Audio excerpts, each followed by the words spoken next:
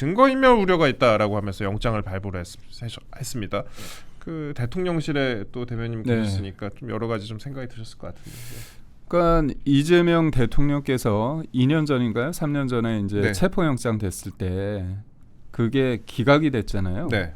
그때 법원이 뭐라고 얘기했냐면 정당의 대표로서 공적 감시와 비판의 대상이므로 사실상 증거 인멸의 우려가 낮다. 유창훈 판사 때. 그렇죠. 그런 식의 판단을 했습니다. 그렇다면 이 증거 인멸 우려라는 게 굉장히 적극적으로 폭넓게 해석을 한 것 같아요.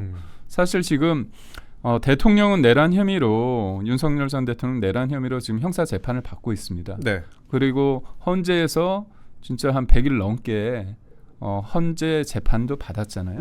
그 거기에서 나오는 여러 가지 알려진 것들 증거, 그 다음에 이른바 지금 검찰에서 기소돼서 형사 재판 받은 상황에서 구속된 상태에서 관련자분들이 다 있잖아요.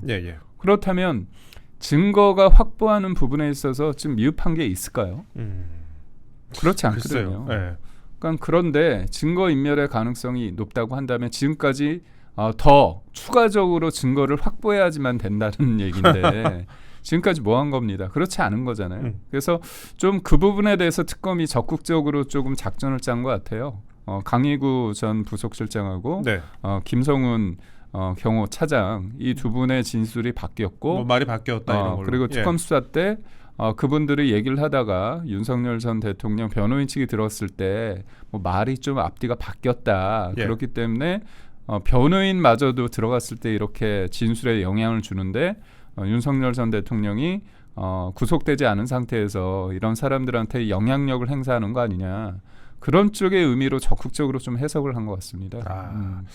그 뭐 대충 전략이 눈에 보이긴 하더라고요. 검찰이 예전부터 일반적으로 쓰던 그런 전략이었는데 대부분 이제 또 특수통 검찰들이 많이 들어왔기 때문에 기획통 검찰들이 많이 들어왔기 때문에 그런 좀 생각이 들었는데 일단 국민의힘도 뭐 공식 입장을 내놓지는 않았고 짧은 구두 논평을 하나 냈습니다. 전직 대통령에게 증거인멸 우려를 붙여서 굳이 구속영장을 발부한 게 타당한지 의문이다. 그러니까 다른 건 모르겠다. 수사는 수사대로 하라. 그런데 증거인멸 우려를 붙이는 게 과연 이제 타당한 일이냐? 이재명 대통령의 전례와 비교했을 때 과연 옳은 것이냐 하는 그런 비판이 좀 나오고 있습니다. 그리고 이제 내란 혐의가 아니라 이번에 이제 구속이 된 게 공무집행방해, 뭐 직권남용 같은 혐의잖아요. 그렇게 크지는 않은 혐의들을 몇 개를 이제 묶어가지고 상대적으로 형량이 내란에 비해서는 낮은 그런 혐의들을 묶어갖고 한 건데 당초에 이제 윤석열 전 대통령 측은 공수처가 내란 혐의 수사권이 없다라고 하면서 구속 취소 신청을 했고 그래서 지규현 판사가 수사 기소 절차에 문제가 있다라고 하면서 이제 이걸 받아들였는데 그럼에도 불구하고 이제 124일 만에 다시 구속이 됐습니다. 다시 구속이 됐고 근데 이제 많은 분들이 이제 앞으로 관측이 더 중요한 것 같습니다. 어떻게 관측을 하느냐, 관측하는 부분이 대부분의 수사는 사실 이미 마무리가 됐잖아요. 마무리가 됐고 기소가 된 상황이고 내란 특검이라고 하는데 내란으로 구속을 못 시켰으니까 그래서 앞으로 특검이 외환 혐의에 대한 수사를 본격화하려고 한다라는 것인데 그 외환 혐의가 가능하겠느냐. 우선적으로 제가 한 말씀 좀 짚고 넘어가야 될 게 뭐냐면 윤석열 전 대통령이 앵커께서 말씀하신 것처럼 내란죄 혐의로 기소돼가지고 형사 재판을 받고 있는데 그게 수사 권한이 없는 공수처였잖아요. 그렇기 때문에 지규현 판사가 수사 과정에 있어서의 적법성과 절차의 명확성 이걸 해가지고 이 부분에 대해서 해소되지 않은 상태에서 하면 상급심에서 파기되거나 그 다음에 시간이 지났을 때 재심에서 이게 바뀔 수 있다.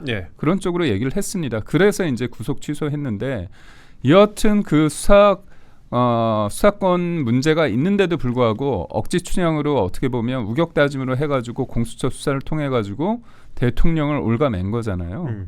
그런 상태에서 지금 한 거는 내란죄는 아니고 어떻게 보면 지금 그러니까 대통령이라는 자리에서 끌어내린 다음에 그 다음에 적용한 거는 되게 소소한 거잖아요. 그러니까 이게 보면 원래 대통령은 내란과 외환죄 이외에는 형사소추되지 않기 때문에 우회적으로 쓴 거잖아요. 그것도 처음에 내란죄가 아니라 직권남용을 걸고 꼬리를 가지고 몸통을 뒤흔든 격이잖아요. 그래서 이게 수사를 하기 위해서 기소를 하기 위해서 그걸 끼워 맞췄다는 비판을 할 수밖에 없고요. 그다음에 지금 말씀드린 것처럼 특검에 이번에 하는 이유도 결국은 내란죄 수사는 지금 형사 재판 받기 때문에 예. 더 큰 죄, 어떻게 보면 외환죄로 대통령을 올가말 윤석열 전 대통령을 기소하기 위해서 하는 겁니다. 네. 그런데 내 외환 유치죄라는 게 지금 문제를 삼는 게 그거예요. 무인기를 윤석열 전 대통령이 보냈다. 예.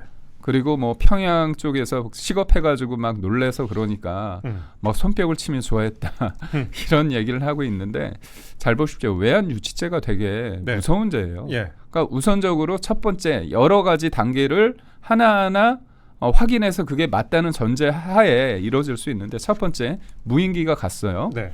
간지 여부를 확실하게 따져야 됩니다. 두 번째 무인기를 윤석열 전 대통령이 직접 지시했느냐 아니면 통상의 절차. 네. 우리 안보를 위해서 군의 통상적인 활동이지요. 활동일 수 있습니다. 예를 들어서 북한이 우리나라에 무인기를 보내요. 그럼 우리가 윤석열 정부 때 그 만든 게 드론 창설했습니다. 그렇죠.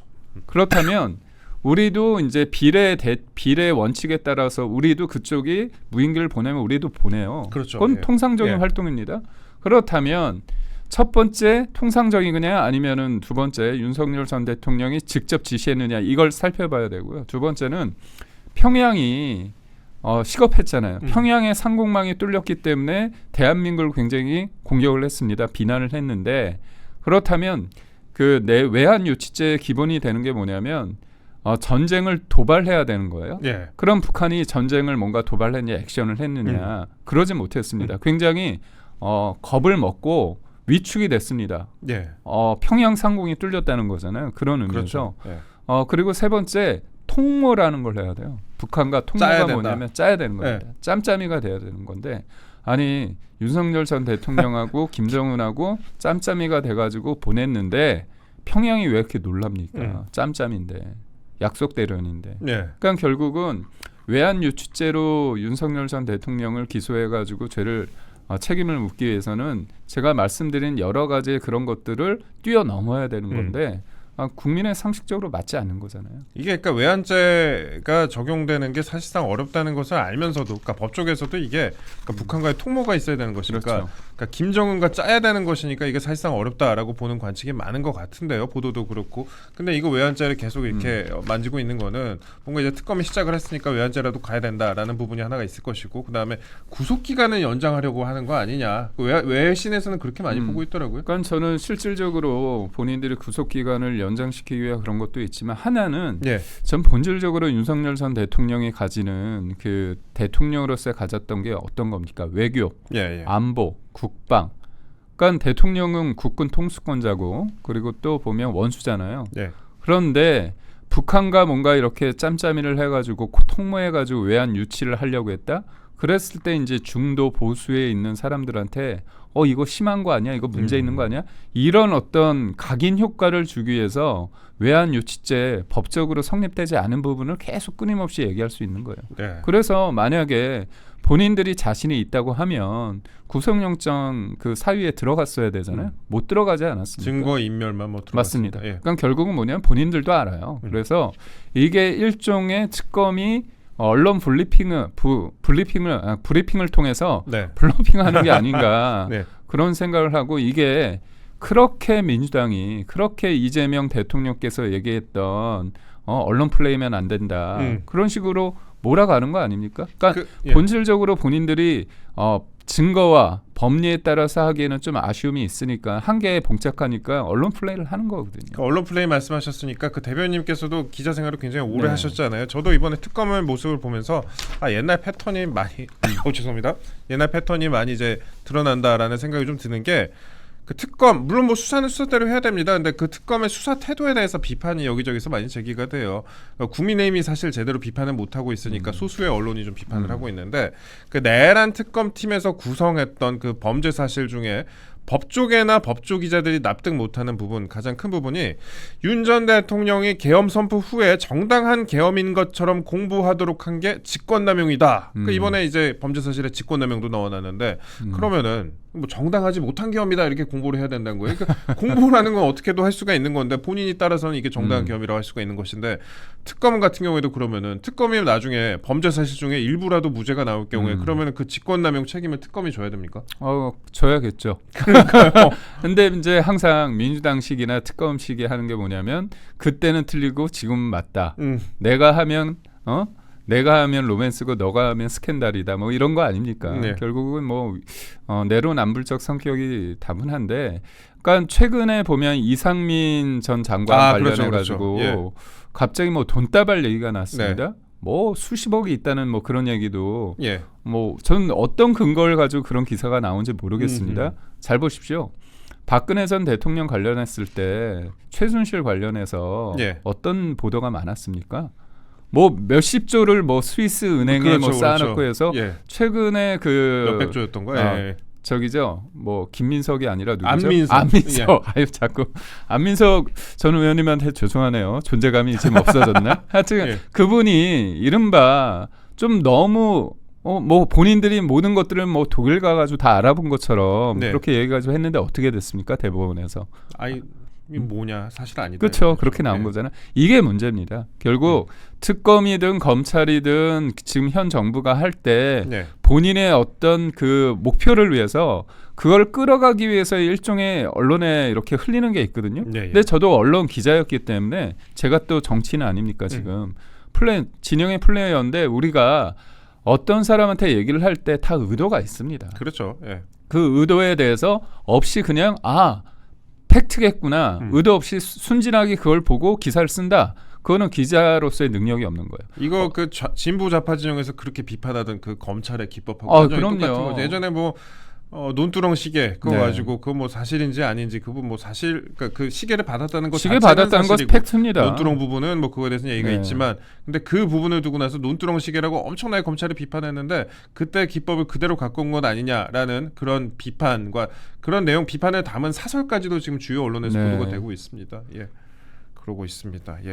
일단 그 정도 좀 말씀을 드렸고 경찰 같은 경우에 그래요. 그 이상민 행안부 장관 전 행안부 장관 자택에서 그 뭐 돈다발이 발견이 됐다라는 부분과 관련해서 수사 대상인 계엄과 무관해서 덮었다라고 얘기를 했는데 그런데 왜 특검에서 이 거액의 현금 다발을 주목하고 있다.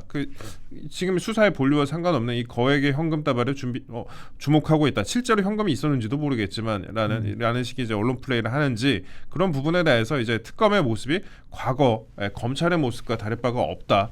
지금 진보 지정이 그렇게 비판하던 검찰의 모습과 그대로다라는 비판이 나오고 있는 그런 현실입니다. 짧게 말씀드리자면 이재명 대통령께서 검찰을 해체한다고 하지만 그 검찰을 그렇게 욕하잖아요. 근데 본인들을 수사할 때 그 검찰 욕하면서 윤석열 전 대통령을 특검을 통해서 지금 몰고 가는 그 상황은 똑같거든요.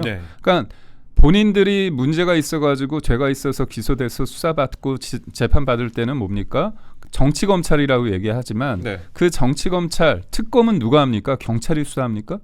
검찰이 수사하고 있어요. 그렇다면 본인들이 그렇게 욕하고 별건 수사해가지고 표적 그다음에 인지해서 확대하고 있다고 해서 인권 탄압 뭐 그런 얘기 하다가 똑같은 겁니다. 결국 검찰에 칼 끝일 때는 본인들이 죄가 있어가지고 수사받을 때는 피해자 코스프레를 하는 거고 검찰의 손잡이를 잡고 있으니까 지금 신나는 거예요. 그러니까 제가 볼 때는 본인들이 진짜 당한 건지 아닌지 저는 좀 사실 동의하기 어렵거든요. 있으니까 저는 수사했다고 보는데 여튼 지금의 상황이 얼마나 법리에 그치해서 증거에 기반해서 이루어지고 있는지에 대해서는 좀 회의적입니다.